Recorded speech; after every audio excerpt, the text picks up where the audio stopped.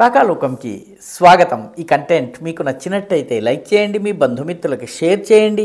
ఇప్పటి వరకు సబ్స్క్రైబ్ చేసుకోకపోతే సబ్స్క్రైబ్ బటన్ని నొక్కండి, అదేవిధంగా బెల్ ఐకాన్ని కూడా తప్పనిసరిగా నొక్కండి. జై హింద్ మిత్రులారా.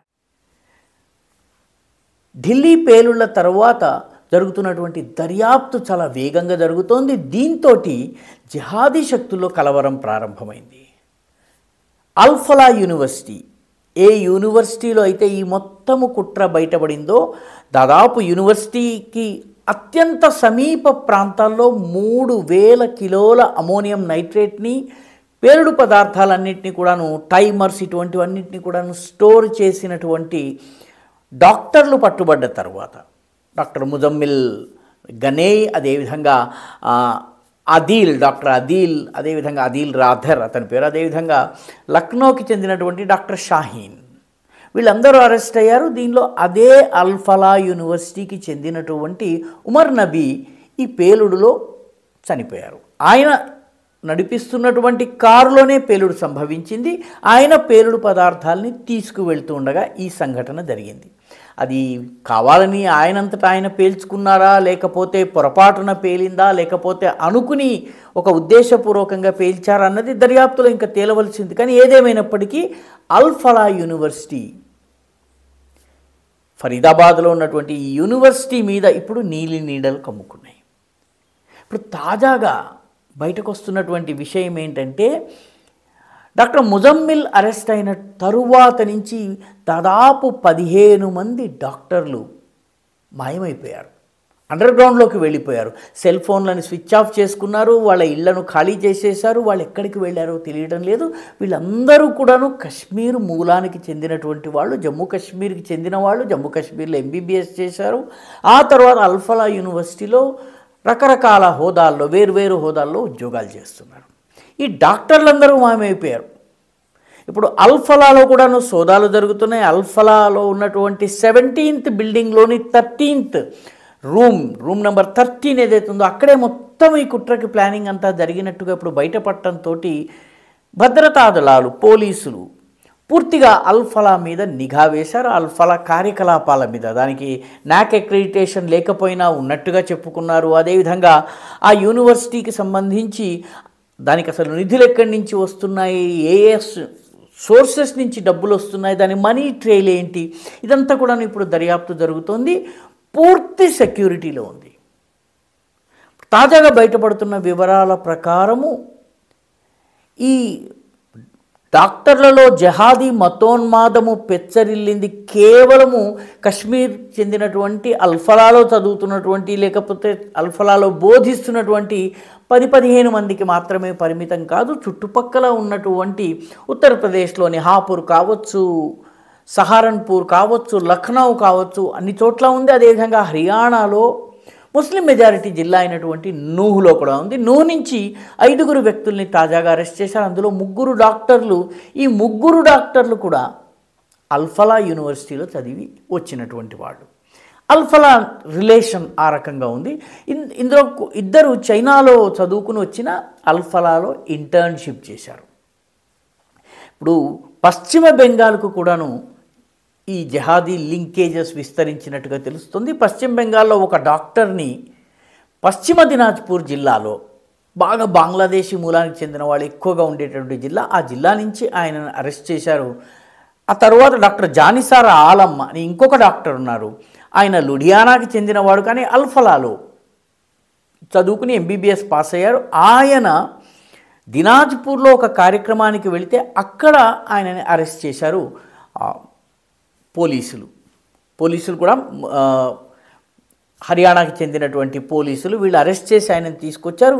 ఆయనకి కూడా దీంతో సంబంధం ఉందా అన్నటువంటి దిశగా ఇప్పుడు దర్యాప్తు జరుగుతోంది.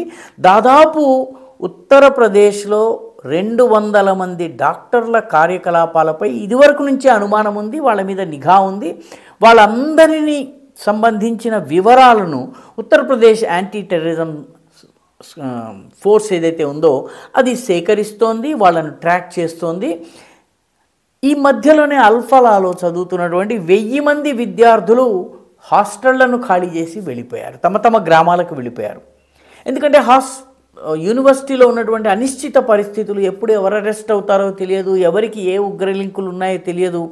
ముఖ్యంగా డాక్టర్ ముజమ్మిల్ ఫోన్ నుంచి, ముజమ్మిల్ గనేయ్ ఆయన కీలక సూత్రధారిగా భావిస్తున్నారు. ఆయన దగ్గర ఉన్నటువంటి ఫోన్ నంబర్స్ ఉన్నటువంటి వ్యక్తులందరినీ కూడాను ట్రాక్ చేయడం జరుగుతోంది. దాంతో వీళ్ళందరూ మాయమయ్యారు.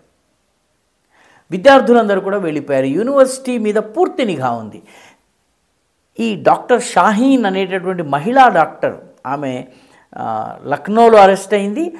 ఆమె సోదరుడైనటువంటి డాక్టర్ పర్వేజ్ మీద కూడా ఇప్పుడు అనుమానాలు వ్యక్తమవుతున్నాయి. ఈ పర్వేజ్ అనే వ్యక్తి లక్నోలో ఉన్నటువంటి ఇంటెగ్రల్ యూనివర్సిటీలో లెక్చరర్గా పనిచేస్తున్నారు, అసిస్టెంట్ ప్రొఫెసర్గా పనిచేస్తున్నారు. చాలా బ్రైట్ విద్యార్థిగా పేరున్నటువంటి డాక్టర్ పర్వేజ్ ఇటీవలి కాలంలో గత 1-2 ఏళ్లుగా చాలా గడ్డాలు పెంచేసుకుని మామూలు డాక్టర్లు వేసుకునేటటువంటి డ్రెస్సులు కాకుండా ఈ పైజామాలు, ఈ తరహా డ్రెస్సులు వేసుకుని తరచుగా యూనివర్సిటీకి రావడం ఇదంతా జరిగింది. అదిల్ అరెస్టు అయిన వెనువెంటనే ఆయన తన ఉద్యోగానికి రాజీనామా చేసినట్టుగా తెలిసింది. ఇప్పుడు ఆయన ఎక్కడున్నాడు అని ఆయన వెతుక్కుంటూ ఇంటెగ్రల్ యూనివర్సిటీ, ఇది లక్నోకి చెందినటువంటి ఒక మైనారిటీ యూనివర్సిటీ, ములాయం సింగ్ యాదవ్ ప్రభుత్వం ఉన్నప్పుడు ఈ దీనికి యూనివర్సిటీ హోదా ఇవ్వడం జరిగింది.